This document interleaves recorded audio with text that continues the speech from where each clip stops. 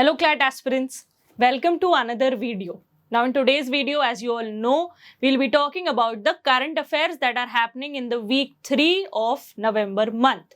Now knowing all of these things, there's something that I want to tell you. It seems like you're all giving a very good response when it comes to watching the video. But on the contrary, we don't see much of a subscription rate. So it's a request to you all to like, share and subscribe to the channel in order to get frequent updates about the channel, about the recent news, about the recent legal affairs, about the different topics that we discuss through the channel. So let's begin with it. So the first topic of discussion or the first news that we'll be talking about today is the National Coal Index, or commonly known as NCI. What is this thing? Now this year or recently we saw this thing that the National Coal Index has increased by 3.83 points in the month of September. Knowing this was the first rise after in the month of April. Knowing all of these things, what is this National Coal Index? It is basically a price index that combines coal prices from various sources, including the notified prices, auction prices and import prices. Likewise, this was introduced for the first time in the year 2020 in the month of June. Now, this was introduced as a price index reflecting the changes in the coal prices relative to a fixed base year. Knowing all of these things, it is important for us to know about the National Coal Index. Likewise, India has experienced a surge in the coal demand, especially from the power sector, driven by the increased power demand. Now, what do I mean by this? Please read about this thing because we know coal helps in generating power. Now, knowing all of these things, important update here becomes that it is important for us to know the places where we are seeing the coal mines. So, please read about all of these things and some important updates with regards to the National Coal Index. Now, let's try to see the next news, which is talking about the digital advertisement policy of the year 2023. Now, what do I mean by this? See, the Union Ministry of Information and Broadcasting approved this digital advertisement policy of the year 2023. Now, this was what? This enabled the Central Bureau of Communication, stating that the government's advertising wing will help or will be able to conduct campaigns through digital media space. Now, what do I mean by all of these things? Basically, it is important for us to firstly understand the policy via its objective and the rationale behind it.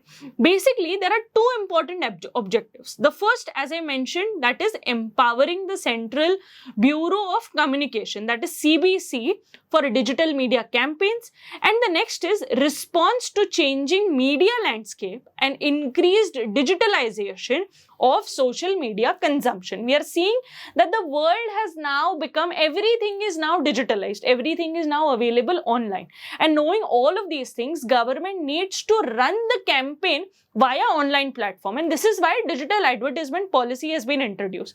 And lastly, when we are trying to read about all of these things, it is important for us to know this thing, that this policy reflects a strategic as well as an adoptive procedure or an adoptive approach by the government to leverage the digital media landscapes for effective communications. Now, knowing all of these things, it is important for you to not only read the objectives but the other key important pointers or key factors of this digital advertisement policy of the year 2023.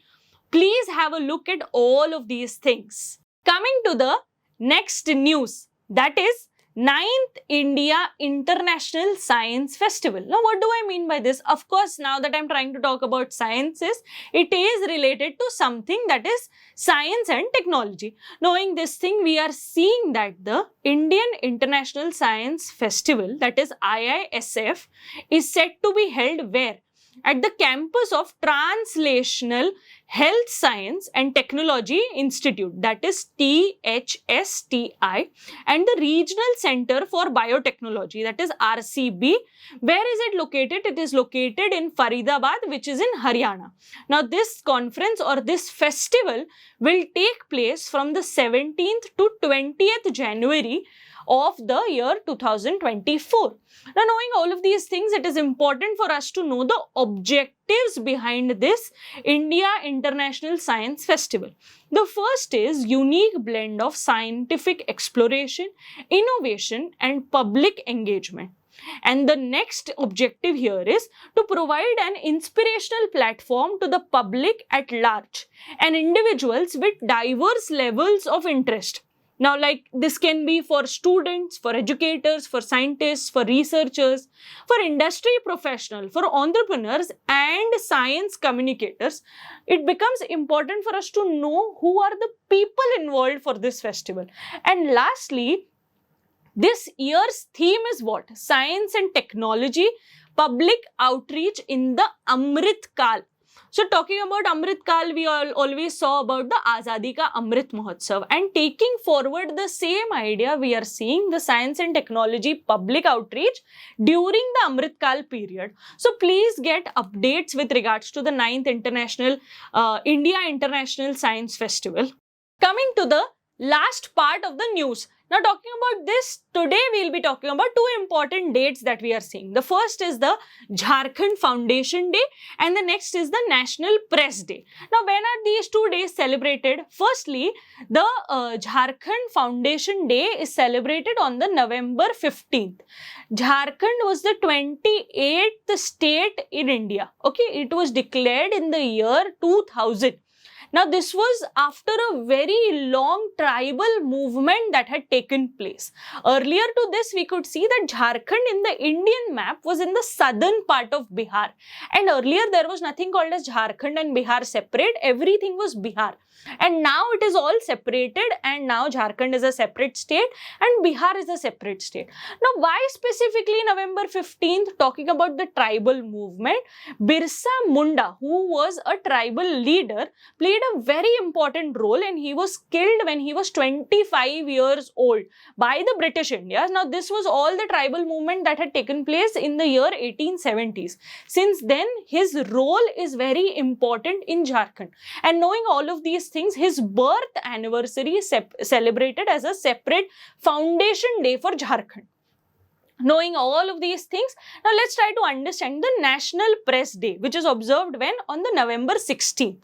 On November 16th, we see this thing. And understanding this, it is to commemorate the establishment of what? The Press Council of India, that is PCI, which is a regulatory body for the news media, all news media companies in the country, which is in India. Knowing all of these things, this year's theme for November 16th, that is National Press Day, was media in the era of artificial intelligence. We are seeing AI is taking over the world.